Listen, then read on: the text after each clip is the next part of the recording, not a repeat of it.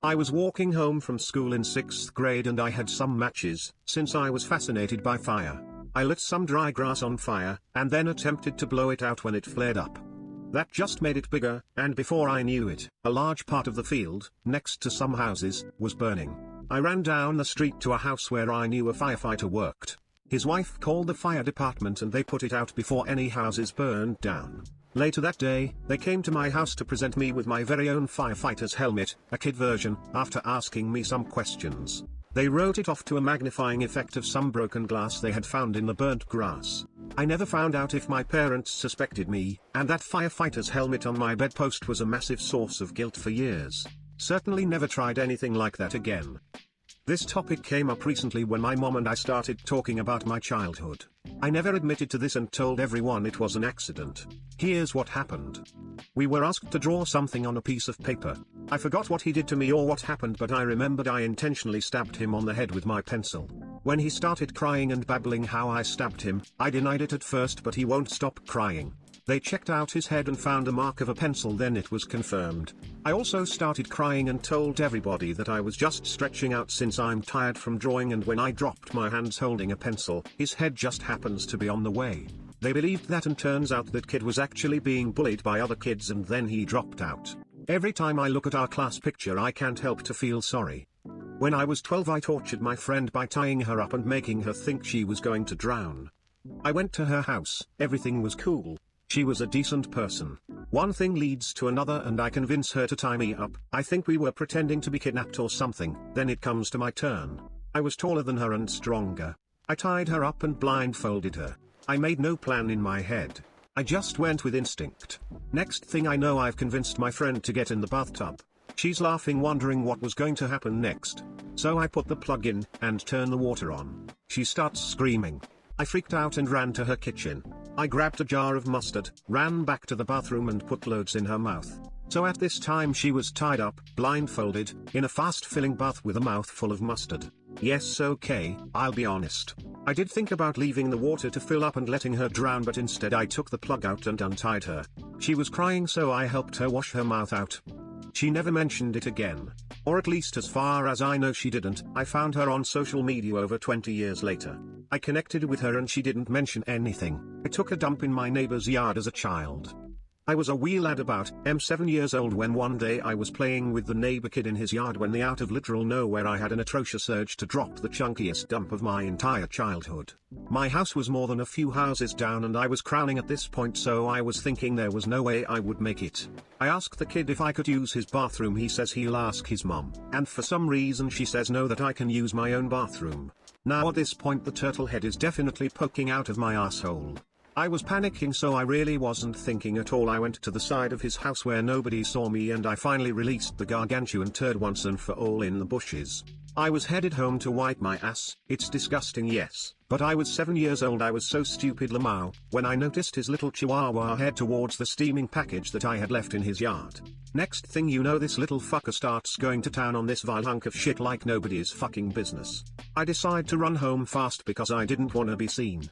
I never brought this up to anyone, or even my neighbor. I don't really feel bad about it, tbh. I just still think about it to this day. What do you think? Was it a dick move? Me and my friends put acid on the neighbor's car. We accused the son of another neighbor.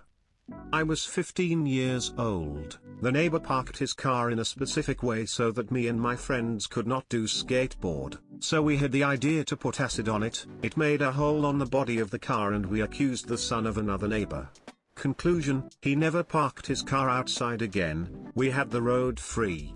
I kept a kid's toy because he offered me fake drugs after school and blamed me for his actions. He also continued to deny it. There is this kid who is pretty weird at school. He always talks out in class and is super stubborn, and he is the mayor's kid. After school he even asked if I wanted drugs, which he obviously didn't have. But he only said it because he had wrote on his hand with a pen and there was so much ink on his hand, and he tried touching me with it and act like it was drugs. I was praying my dad would pick me up, but before he could, the kid then proceeds to say the same thing about the fake drugs to some girls in the grade above, and he said I told him to, which I obviously denied. Later another day I asked him, didn't you offer me fake drugs after school the other day? And he said that he never did anything. He also always had this dinosaur hand puppet he likes to use, which I didn't really care about because it about his interests, but one day after school it was on the grass after he left, so I took it and never gave it back, so it is still in my cupboard to never be used again. I'm the one who scratched all the cars in my neighborhood. I swear I didn't know it was bad because I was 7. I was learning to ride a bike, so I accidentally hit and eco-coated almost every other car in 3 streets, but I didn't care because I didn't even know that it's expensive and tedious to do a paint job. My bike adventure ended when I hit a moving car and broke my arm after backflipping on impact. I'm 24 and still no bike. When I was in 5th grade, I robbed the school store. It was Friday, 10 years ago when I was 11, I and a couple of friends robbed the school's store from where students were buying snacks and more. I was stupid back then. Therefore, they caught us and got what we deserved. Edit to make it clear, it happened at the end of the day when there was no one. I once stole $20 from my dad's wallet and watched the maid get blamed for it. I, 31F, was 13, I can't even remember the reason I did it. As stupid as it sounds, I wanted to say it was me, but I just couldn't. I was so afraid of my dad at the time. The maid was like family, and just the thought of her crying while saying it wasn't her breaks my heart again. I laughed at a kid for being adopted in elementary school. Back in elementary school I was usually the quiet kid with a small group of friends, but there was this kid, can't remember his name, kind of heavy set with an accent, can sometimes be loud and obnoxious from what I remember. Well, one day at lunch someone asked about his family background and he responds that he was adopted, and whatever reason I thought it was hilarious and busted out laughing, and everyone looks at me, what's so funny about being adopted? I couldn't tell you, I just thought it was, and I can see I was making the kid upset and uncomfortable to the point he started crying. And after lunch was over everyone told on me. I had to serve detention and had to apologize to him. To this day I don't know why I did it, it was so out of character. Even while writing an apology letter in detention I was laughing to myself. I bullied a classmate through the internet in 7th grade. In 7th grade Kenneth and I bullied my classmate Clarence. I created an account with my classmate's name on it just for fun. I gave permission to Kenneth to access the account. Then Kenneth began to post memes and funny jokes. One time Kenneth decided to post another girl's picture which is also my classmate. He posted it. Then Clarence's grandmother came and reported the incident, that someone was making fun of him.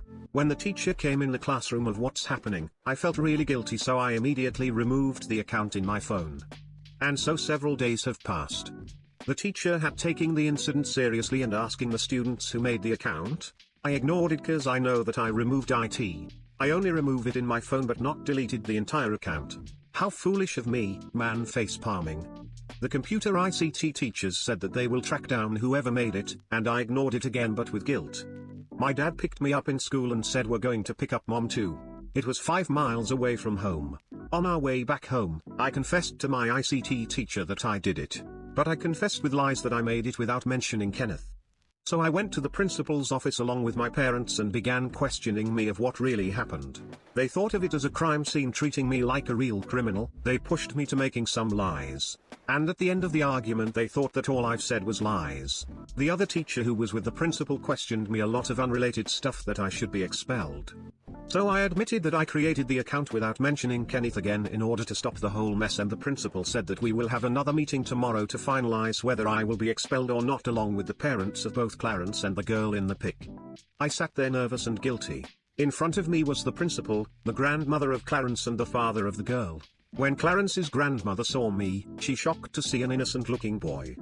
I finally apologized to Clarence, the girl, and their parents. And I being expelled was cancelled. I even cried at that moment. Edit, the girl I said in my confession was the girl Kenneth posted in the account. I gave laxatives to a girl and told her they were caffeine pills when I was 14. It's deeper than that. I planned it all out for the homecoming dance. I convinced her that we should crash the dance and wear our trip pants because she had a white bear. I crushed up the laxatives and stuffed them into a capsule. I can't even remember why I did it. She was a friend and she pissed me off or something, so I felt justified and thought it was funny. I don't know the aftermath, but she never said anything about anything and my master plan didn't go the way I had thought. I sure hope her bowels are okay though, because there were a lot of laxatives in there. Stole a Pocahontas balloon from a child's grave. When I was a little kid I lived right next to a graveyard. I was like 5, had never been to a funeral or had a loved one die, so I had no idea what a graveyard was. It was so close that I could see the graveyard out my bedroom window. It was right across the street. One morning I was looking out of my window and saw a balloon tied to a cross. It was a Pocahontas balloon, the helium kind. Pocahontas was the first movie I'd ever seen at a movie theater. I knew all the songs and I was obsessed. I told my parents I was going to my friend's house to watch cartoons, but I snuck across the street, looked around to see that it was actually just an abandoned balloon and took it. There was a teddy bear too, but that felt more like stealing, so I only took the balloon. I went to my friend's house and we played with it all day, and when I took it home my parents just assumed I'd gotten it from my friend. After it deflated, it hung on my bedroom wall for years.